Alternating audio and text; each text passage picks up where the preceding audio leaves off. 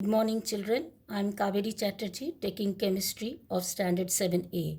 Since we are sitting at home for COVID 19, so I am going to share my teaching with you so that you can easily learn the chapter very easily.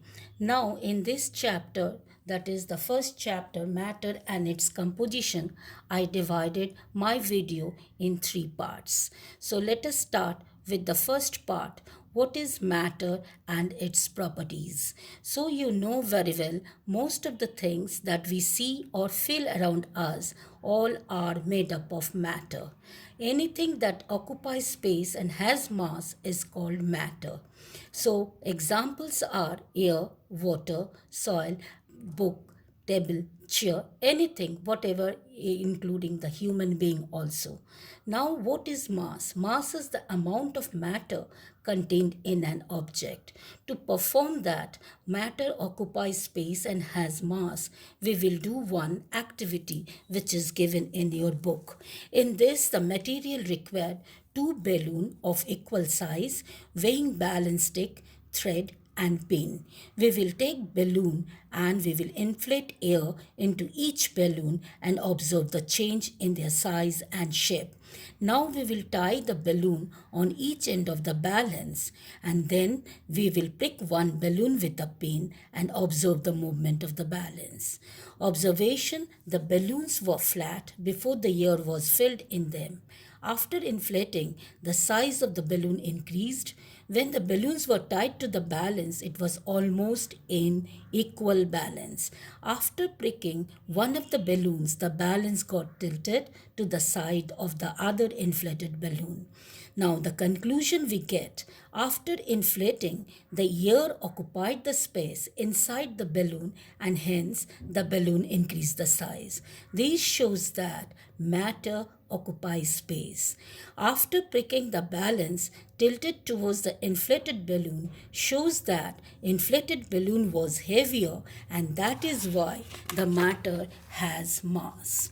Now in this we will see that matter can exist in three states, that is solid, liquid and gases, and all these states of matter show the basic characteristics of matter, and we say that the main characteristics of matters are: matter occupies space, matter has mass, and it can be identified through senses such as touch.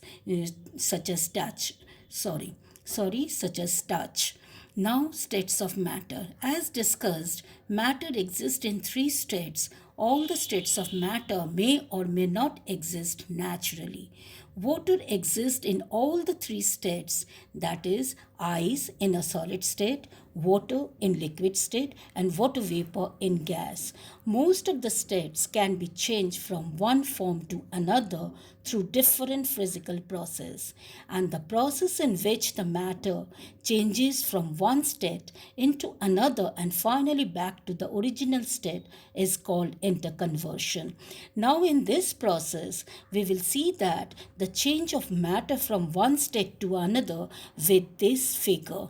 You can see that the liquid changes to solid by the process of freezing, solid changes to liquid by the process of melting or fusion, solid changes to gas in the sublimation, and gas changes to solid by deposition, liquid changes to gas either boiling or evaporation, and gas changes to liquid by the condensation. And this whole process we called it interconversion of states of matter.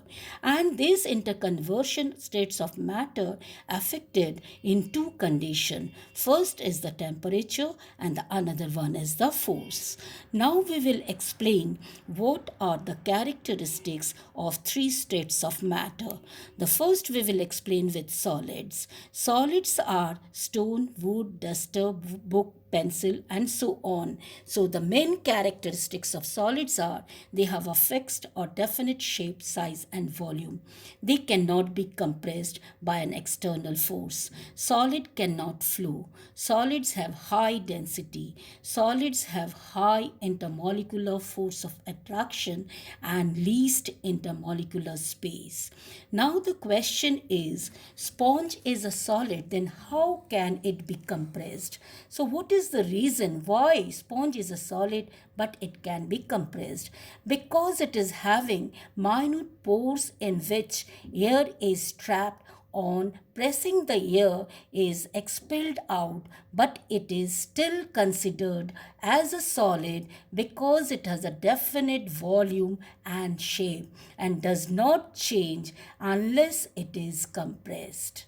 Now we will explain the characteristics of liquids. Liquids do not have a fixed or definite shape and size, but they have a fixed volume.